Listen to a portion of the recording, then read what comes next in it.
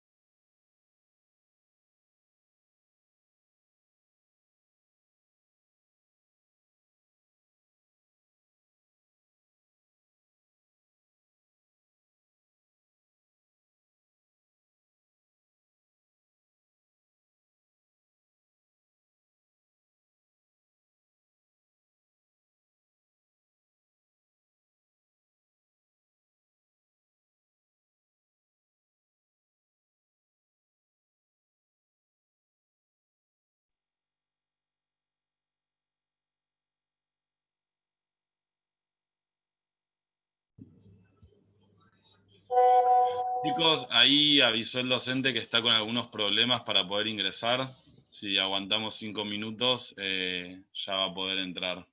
Gracias.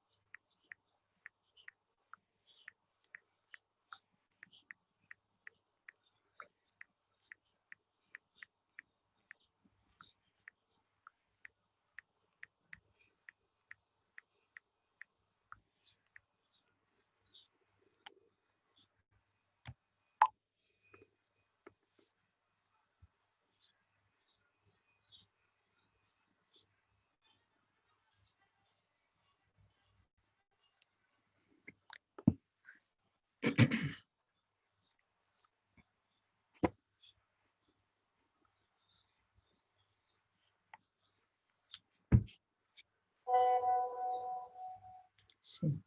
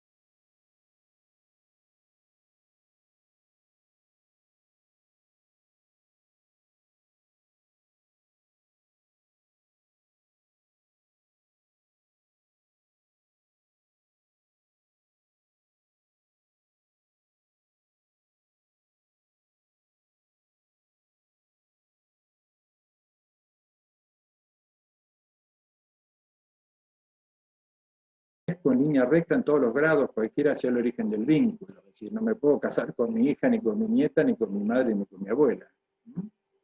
B, el parentesco entre hermanos bilaterales y unilaterales, cualquiera sea el origen del vínculo, en el caso del ejemplo. C, la afinidad en línea recta en todos los grados, una afinidad que se concreta con el matrimonio. D, el matrimonio anterior mientras subsista. No soy viudo, soy casado. Y el matrimonio subsiste. E, haber sido condenado como autor, cómplice o instigador del homicidio doloso de uno de los cónyuges. Tener menos de 18 años de edad y la falta permanente o transitoria de salud mental, etc. En el caso del inciso E, haber sido condenado como autor, cómplice o instigador del homicidio doloso de uno de los cónyuges. Implica que yo no puedo casarme con la viuda del señor cuya muerte yo originé a título doloso. Sí a título culposo. Sí a título culposo. Si estamos viajando los 4 a Buenos Aires, yo conduzco el auto, volcamos y muere el señor y muere mi esposa, yo no sé si me van a quedar ganas, pero puedo casarme con la mujer que quedó viuda. ¿Por qué? Porque el homicidio que yo en ese caso cometí seguramente va a ser calificado como homicidio culposo. Entonces podría casarme, pero si hubiera sido doloso, o me juzgan y me condenan a una pena X por homicidio con dolo eventual, no me puedo casar.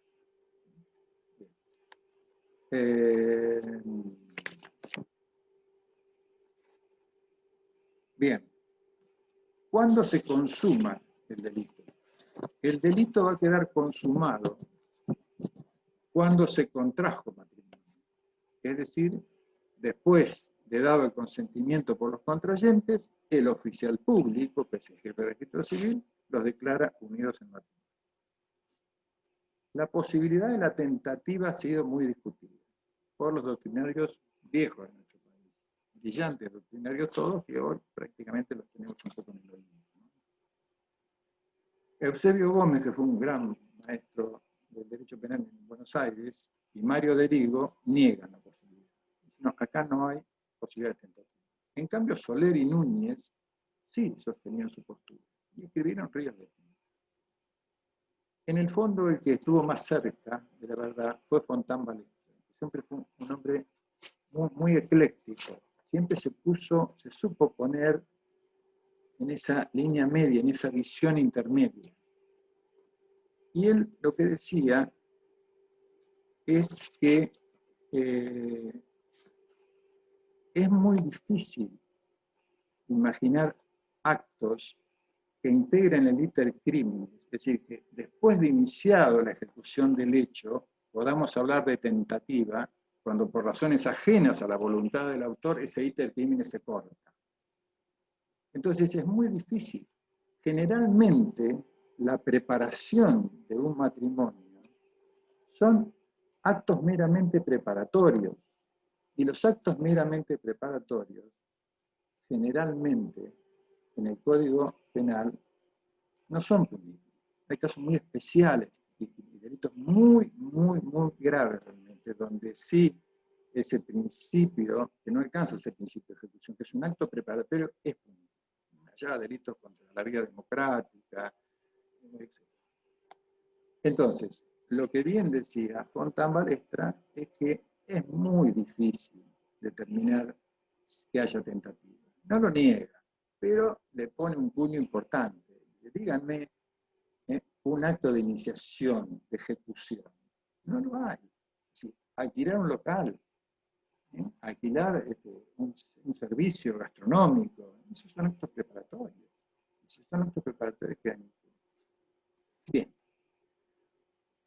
Ahora sí, una característica de este delito de matrimonio ilegal bilateral, que es el que estamos tratando, cuando ambos contrayentes saben y van al matrimonio, es que es un delito de participación necesaria. Un delito de participación necesaria. porque entre ambos contrayentes hay una relación de codelincuencia. Ambos serán autores. Doctor, ¿Sí? ¿podría repetir la última parte cuando empezó a hablar de esto de las partes de codelincuencia? Yo decía que una característica del delito del matrimonio ilegal bilateral es que es uno de los delitos llamados de participación necesaria. ¿Mm? ¿Por qué? Porque entre ambos contrayentes, como son los dos los que van a cometer el delito, por eso el 134 está en plural, ambos contrayentes, los dos saben que hay impedimento y van a casarse igual, en ese caso hay una relación de codelincuencia. ¿Mm? Ambos van a ser autores que comparten la materialidad del hecho y tienen conocimiento de que no puede casarse, porque hay un impedimento cierto para ello. Y si uno no tiene ese conocimiento, igual serían codelincuentes. No, si no lo tenés, no. Si no lo tenés, Entonces, el que viene. El que viene es el unilateral, el matrimonio ilegal unilateral. Uno sabe y el otro permanece en la ignorancia. Entonces, en este que ambos conocen el impedimento y deciden casarse igual, acá es donde se da la participación necesaria. Acá es donde vemos que los dos están en una actitud de codelincuencia, porque ambos, dolosamente, dicho sea de paso, van al matrimonio sabiendo que es un matrimonio de nulidad absoluta desde el entonces, una consulta. ¿Se podría decir que lo que se pena es el conocimiento de ese impedimento y no el impedimento en sí? O sea, realizar con el impedimento en sí. Porque la otra persona que no tenía ese impedimento, pero sí lo conocía, igual es penada. Claro, por supuesto. El primer caso que te decía, el muchacho le confiesa que es casado, pero que su matrimonio no duró nada, no tiene ni tan siquiera hijos, y así todo, la chica le dice, bueno, mirá, ya estamos, ya está, te perdono, lo hablamos más adelante, pero vamos al casamiento, y se casa. Entonces ella toma un conocimiento cabal, cierto, y se casa igual. Es lo que realmente ha pasado. En pocos casos, no se crean que... Perdón, doctor, usted sabe que no se escucha mucho su voz. La de los compañeros sí, pero la suya se escucha muy bajita. Gracias. Qué lástima, Cecilia. Qué lástima. Sí, doctor, yo le iba a decir lo mismo hace un ratito, pero con el silencio mejoró, pero ahora se escucha bajito. Puede ser el micrófono de usted que esté bajo el volumen, o no sé, capaz si está de una computadora lo puede mirar. A ver.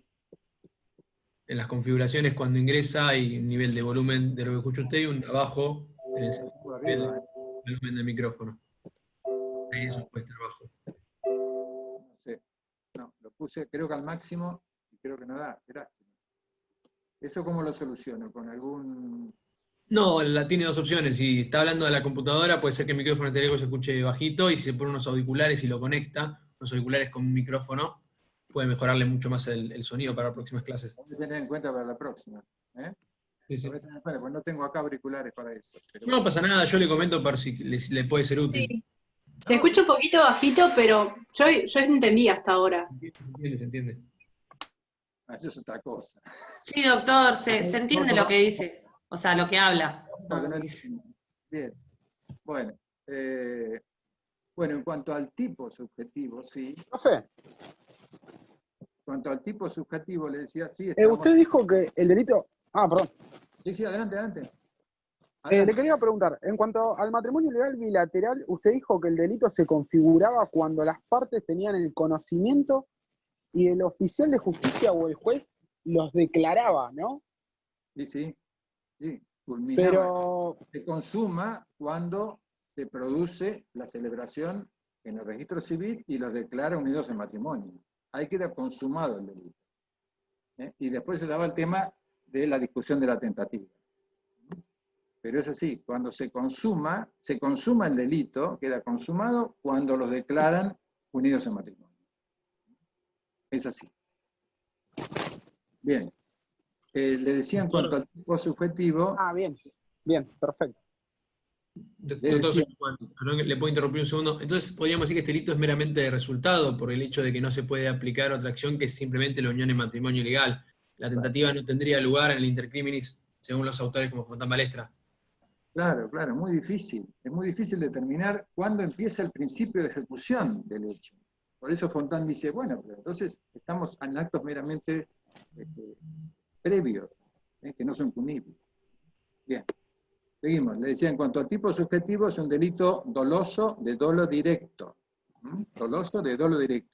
Siempre que en el Código Penal ustedes se choquen con una figura que dice con el propósito de causar perjuicio, o, como en este, a sabiendas, es indudablemente una figura dolosa de dolo directo. Entonces, este es este caso. Vamos rapidito al que sigue, el matrimonio ilegal unilateral. El matrimonio ilegal unilateral está en el 135, inciso primero. Dice, serán reprimidos con prisión de 2 a 6 años, ahora en singular, el que contrajere matrimonio cuando, sabiendo que existe impedimento que cause su nulidad absoluta, ocultare esta circunstancia al otro contrayente. Repito, el que contrajere matrimonio cuando, sabiendo que existe impedimento que cause su nulidad absoluta, ocultare esta circunstancia al otro contrayente. Esto es que la figura excluye entonces acá la codelincuencia, la participación necesaria. Porque acá es uno solo el autor. Profe, ¿puedo hacer una pregunta? ¿Sí? Ahí vendría a ser, la acción vendría a ser dos, contraer matrimonio y ocultarlo. Exactamente, exactamente.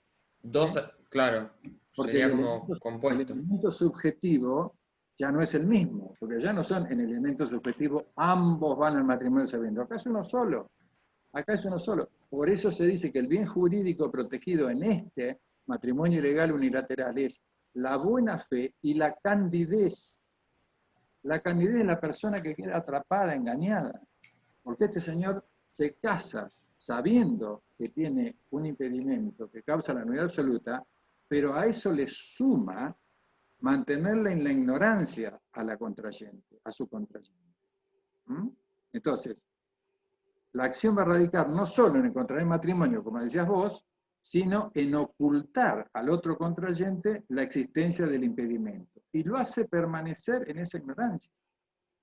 Ojo, si antes de producida la ceremonia del matrimonio civil, la mujer tomara conocimiento, como aquella, que el marido se lo expresó, y van igual al matrimonio, ya no estamos acá, volvemos a 134, porque ahí van a ser ambos. Pero en este caso, el Señor dijo, yo debería comentárselo. Es de buen hombre hacerle saber, y no lo hace. Entonces, él sabe que hay un impedimento y se lo oculta a su contrayente y la mantiene en la ignorancia hasta vaya a saber cuándo. La consumación se consume igual que el otro, al momento que los declaran unidos a matrimonio, y lo mismo con respecto a la tentativa. Algunos autores, en esto no quiero embarullar el tema, pero dicen que esto podría adoptar parcialmente una forma de la omisión comisiva. Se da una omisión comisiva, dicen algunos de estos autores, porque no se está cumplimentando el deber jurídico de manifestar ese impedimento. Y recuerden todo lo que hemos ido alguna vez a algún casamiento civil. El jefe del registro civil, ¿no?, que también creo que lo hace el cura en las iglesias, pregunta a los contrayentes si tienen algún impedimento para llevar adelante esta ceremonia de matrimonio civil. Y ahí los dos contrayentes tienen que decir, no, no la tengo. Entonces, algunos autores dicen, esto es una omisión comisiva, porque hay un deber jurídico de manifestarse con verdad que este hombre no lo ha cumplido.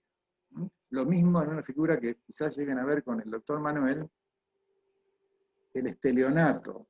El estelionato es una defraudación especial del 173 noveno, está muy en boga, siempre lo estuvo.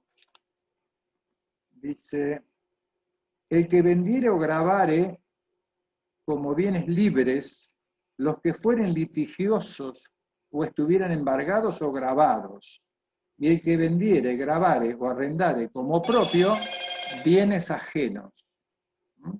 Entonces, por el ring me mató, el que vendiere o grabare como bienes libres los que fueran litigiosos, estuvieran embargados o grabados, y el que vendiere, grabare o arrendare como propios bienes ajenos. En este caso surge lo que sería la omisión covisiva, es decir, porque habría un deber jurídico de manifestarse con verdad. Si ustedes ven un boleto de compraventa de lo que uno compra para vender el auto, así, dos personas que se conocen y firman un boleto de compraventa que se compra en las librerías, está previsto, donde el vendedor manifiesta que el auto no está prendado, no está embargado, que yo después sí está. Después si está y se comete ese delito, que se llama estelionato, una defraudación. Para concluir con este cortito del matrimonio ilegal unilateral, decimos que en cuanto al tipo subjetivo, también es un delito doloso de dolo directo. En el 135, inciso 2, está la figura de simulación de matrimonio. Simulación de matrimonio. Dice, el que engañando a una persona simulare matrimonio con ella. El que engañando a una persona simulare matrimonio con ella. Muchos tratadistas dicen que es erróneo haber incluido este tipo penal en este título, porque parecería que nada altera el estado civil un matrimonio inexistente, es un acto jurídico inexistente, ¿no? Como es la simulación de matrimonio. Por lo que en otras legislaciones se lo pune, ¿no? Se lo castiga como delito contra la integridad sexual. ¿Por qué? Porque, también por eso lo tenemos nosotros ahí, pudo el autor tener en miras, al simular el matrimonio, tener acceso carnal con la víctima, que de otra manera no le era posible. O también pretender administrar los bienes de la persona engañada en este matrimonio simulado. Parece que estoy hablando de otra historia. Y sí, estamos hablando del Código de 1921, que aparece en esta figura. Uno dice, podrá ser cierto. Pero miren, además de eso hay otros. El Código de 1921 tuvo hasta 1999, esto es ayer, un artículo que da para la risa. Un artículo que hoy está derogado, pero en el 99, cuando se modificó los delitos contra la integridad sexual y dejaron de ser contra la honestidad, ahí quedó afuera este artículo. Decía el 121. Si lo encuentro. Se impondrá reclusión o prisión de 3 a 6 años al que abusare del error de una mujer fingiéndose su marido y tuviera con ella acceso carnal. 3 a 6 años al que abusare del error de una mujer fingiéndose su marido y tuviera con ello acceso carnal. Parece de ciencia ficción, pero tiene un porqué. El Código de 1921, plena inmigración, plena inmigración. Venían los italianos, venían los españoles, con una niña de 14, 15 años, ya casada, pero sin que se haya consumado ese matrimonio. Venían huyendo de las guerras, del hambre, y se instalaban en Argentina. Y por años tenían una comunicación la chica con su cónyuge, pero allá no había ni consumado el matrimonio, por carta, iban por barco. Casaban por poder, Se casaban también por poder, exactamente. no se Entonces, conocían. una noche, en un barrio porteño cualquiera, le golpeaban a la chica en la ventana de su cuarto, y la chica decía, ¿quién es? Y él decía, yo sono Giuseppe.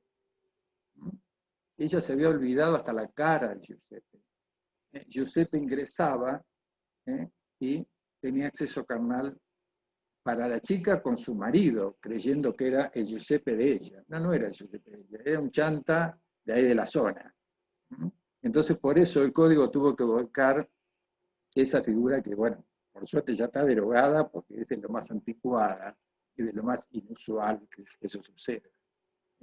Nadie hoy creo que cabalmente podría quererse un argumento de ese tipo. Decir, mira, tú ves que una persona creía que eras vos. Es muy difícil. Hay que tener cierto estómago para creer. Pero eso es el código. Ustedes saben que siempre la configuración de las figuras penales van atrás de los hechos. Y de ahí tuvimos, que lo han visto seguro, el Constitucional, el caso de los caballeros de la noche, ¿no? los que roban un féretro en la Recoleta, de la familia Miró Quesada, ¿no? Diciendo que si no les ponen cierta cantidad de dinero, iban a proceder a violentar el cadáver, a violar el cadáver. Los Miró Quesada ponen el dinero, aparecen los alcanzan a detener, y había una laguna. El cadáver no era nada, el cadáver no era una cosa, por lo tanto quedaron afuera. A raíz de eso, hoy, entre los delitos de defraudaciones especiales, está prevista la figura del robo de un cadáver y después pedir una recompensa. Bien. Doctor, una consulta. Bien. ¿Y a qué hace referencia el artículo 135, inciso 2, cuando habla de simulación de matrimonio? ¿Cómo sería esa simulación? En realidad, en la simulación de matrimonio, justamente la acción es simular matrimonio con el sujeto pasivo, y para ello se conforma toda una mise en scène.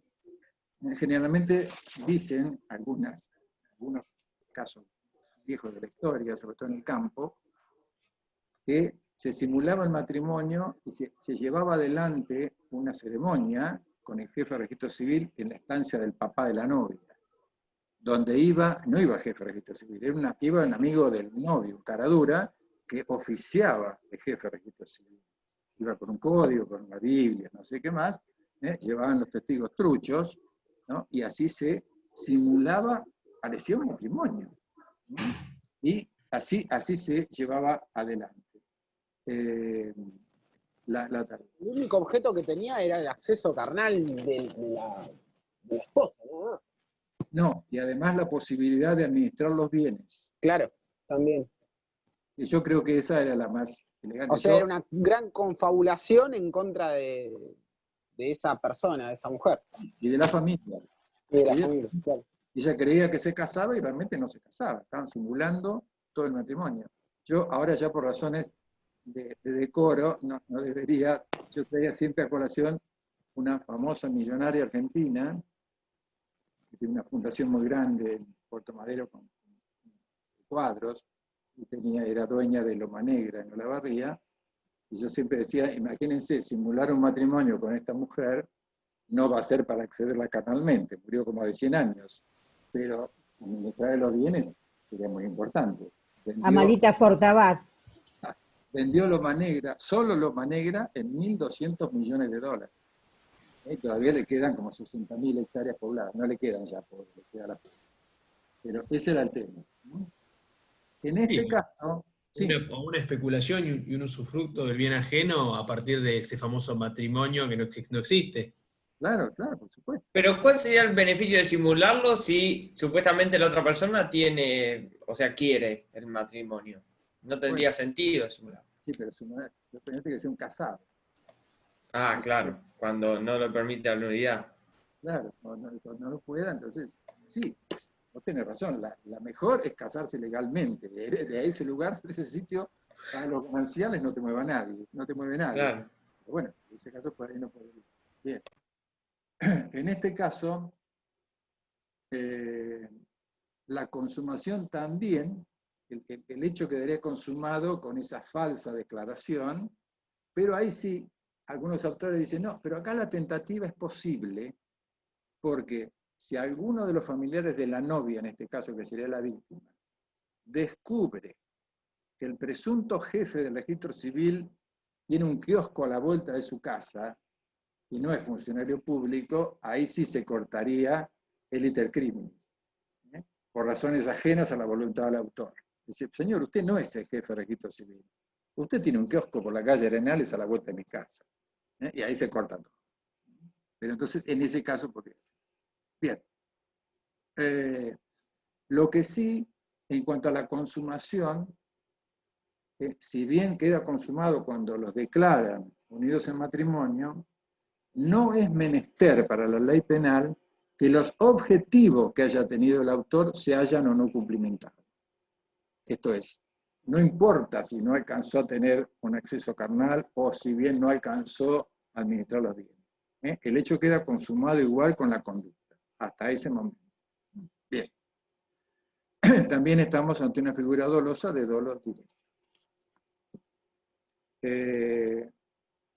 Si quieren podríamos ver el último artículo, porque yo empecé muy tarde. ¿Están de acuerdo? Vemos el 136. Sí, sí. El 136, quiero creerle, en 25 años nunca se tomó.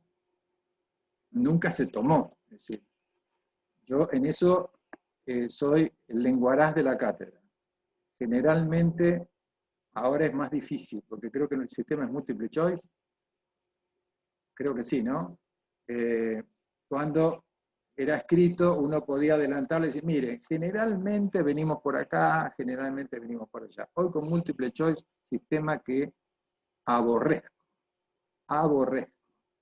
El múltiple choice es para los contadores, es para los estudiantes de matemáticas, de las ciencias exactas, donde 2 más 2 es siempre 4. Y en derecho, cuando ustedes tengan que defender a alguien de una condena eventual de 18 años, van a tener que convencer al fiscal y a los jueces que 2 más 2 es 5. Entonces, para eso se necesita articular palabras, no hacer una crucecita en un múltiple. Se necesita escribir, o lo mejor sería, siempre lo propuse pero no se podía, hacerlo oral, porque cuando el alumno está por decir algo que es calamitoso, la cara de espanto que pone uno hace que se frene. Y cuando es escrito está. De todas maneras, ustedes sabrán que esta cátedra, por lo menos la comisión 2, veníamos punteros en cantidad de alumnos aprobados. Siempre hemos estado en el 90-92%. Espero que ahora todos juntos sigamos en la misma. Bien, en el 136, que lo vamos a hacer cortito porque no quiero quitarles el horario, se pone la conducta del oficial público, ¿sí? La conducta del jefe del registro. Y van a ver que, como siempre ocurre, el legislador a veces pisa demasiado el acelerador y se va al pasto. Dice, tiene 3 párrafos. El oficial público que a sabiendas autorizar un matrimonio de los comprendidos en los artículos anteriores, sufrirá en su caso la pena que en ellos se determina. Perfecto. Esto es, el verbo autorizar hay que tomarlo como celebrar, ¿no? El oficial público tiene que haber llegado también a la declaración de que a las personas les declaran unidas a su matrimonio y sabe que en el caso que hay un impedimento que los dos conocen, sabe que las personas van al matrimonio conociendo a ambos que existe un impedimento. Y en el caso del 135, inciso primero, el oficial público sabe que uno de los contrayentes tiene un impedimento que se lo ha ocultado a la que va a ser su cónyuge y víctima a la vez. Ese es el elemento subjetivo de este tipo de 136, en este primer párrafo. El oficial público conoce perfectamente, por eso se lo pune con la misma pena, si fuera su actitud dolosa ante un 134, porque los dos contrayentes conocen el impedimento, o si fuera del 135 primero. Cuando conoce que uno de los contrayentes tiene un impedimento, se lo ha ocultado a la otra parte y la mantiene en la ignorancia. Bien. Y en el caso de la persona que se hace pasar por oficial público, ¿que es partícipe necesario o no? Sí. Después, Claro. en el punto final, están todas las participaciones y las comparticipaciones y los cómplices, etc. Sí, por supuesto. Sí. Perfecto. Bien. La novedad de este el primer párrafo del 136 es que el legislador se ha olvidado de que, tratándose de un funcionario público, ha previsto las mismas penas que el 134 o el 135 primero, pero se ha olvidado de la aplicación de la inhabilitación especial que debe aplicarle a todo funcionario público. El legislador lo olvidó, como tantísimas figuras, pero dicen los autores, en especial Creus, el santafesino, que eso se soluciona con el artículo 20 del Código Penal, que se puede aplicar igual porque el 20, del inciso C, dice, el 20 bis, inciso 3, dice, podrá imponerse inhabilitación especial de 6 meses a 10 años, aunque esa pena no esté expresamente prevista, cuando el delito cometido importe 3. Incompetencia o abuso en el desempeño de una profesión o actividad cuyo ejercicio dependa de una autorización, licencia o habilitación del poder público. Esto es, pese a que el legislador se comió la inhabilitación, el 20 bis nos está permitiendo que en este caso al oficial público le apliquemos también la inhabilitación especial. Este es un delito, naturalmente, por lo que leímos, que el oficial público actúa dolosamente. Dolosamente. En el segundo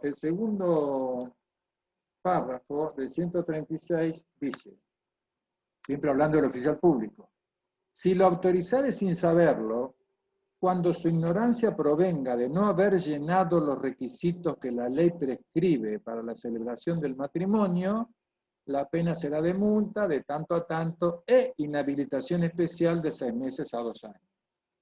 Bien ahí. En el segundo párrafo, ¿se acuerdan de la inhabilitación especial? Y en el primero le dicen, ole, terrible. Pero porque nuestros legisladores sesionan de noche. Y levantan la mano a las 5 o 6 de la mañana y así salen las leyes. Entonces, en este caso estamos evidentemente ante una conducta culposa, negligente, porque dice, por no haber llenado los requisitos que la ley prescribe para la celebración del matrimonio, que están en el Código Civil, pero tan detallados que sería imposible recordarlos de memoria. Todo lo que hay que llenar, los papelitos, todo lo que hay que tener para ir adelante en la consecución del matrimonio.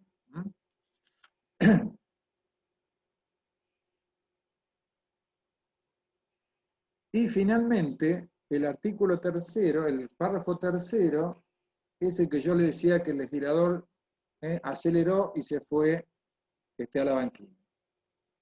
Dice, sufrirá multa el oficial público que fuera de los casos de este artículo procediera a la celebración de un matrimonio sin haber observado todas las formalidades exigidas por la ley. Repito, parece igual al anterior y no lo es. Multa el oficial público que fuera de los demás casos de este artículo procediera a la celebración de un matrimonio sin haber observado todas las formalidades exigidas por la ley.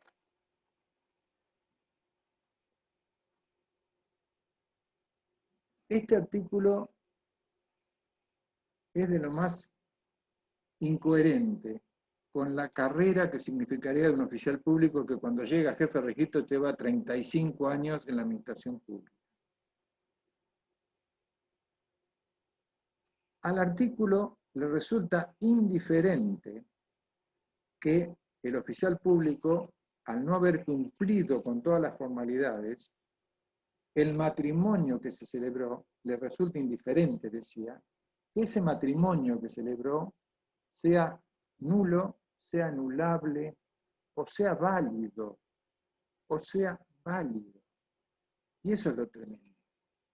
El matrimonio puede ser válido pese a que el oficial público omitió un certificado, omitió el certificado de salud, el de vacunación, no sé, toda la cantidad de cosas que pide.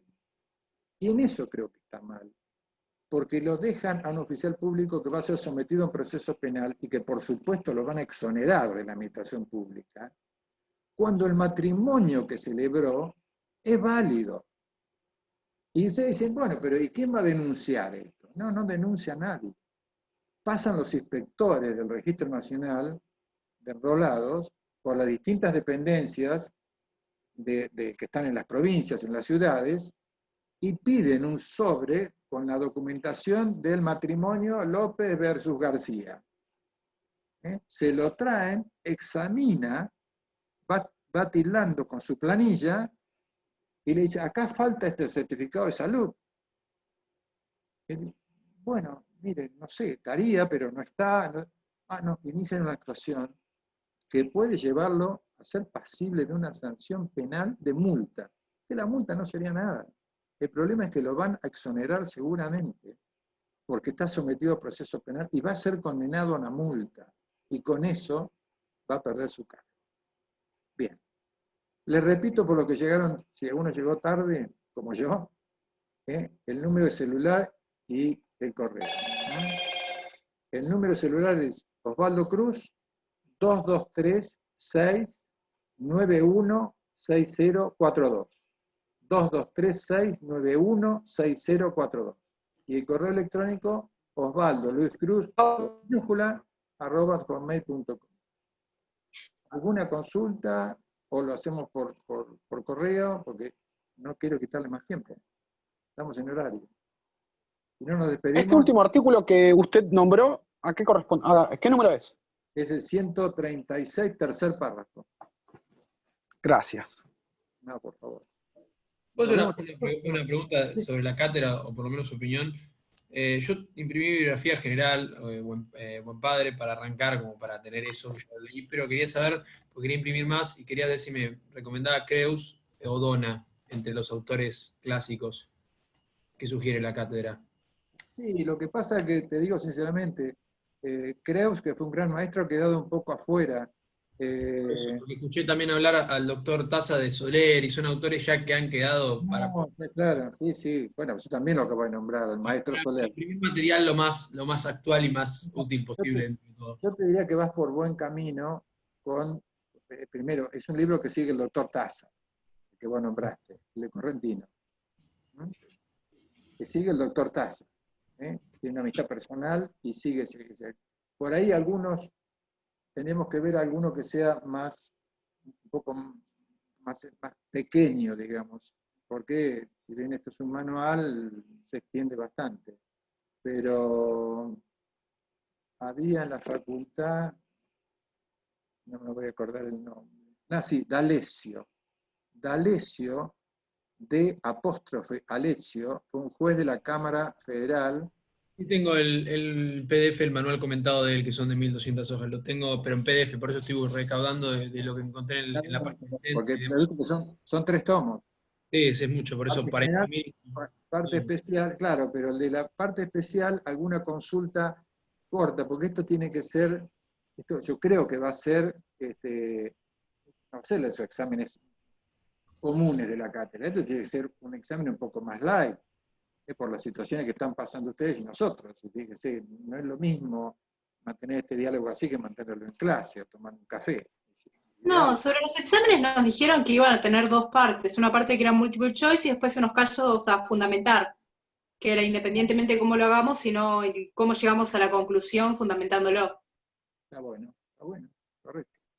Pidan muchos ejemplos en clase. Pidan ejemplos. Cuando alguien cierra un concepto, ¿por qué no me da un ejemplo? Es la mejor manera de tratar de coordinar una figura penal, con el ejemplo.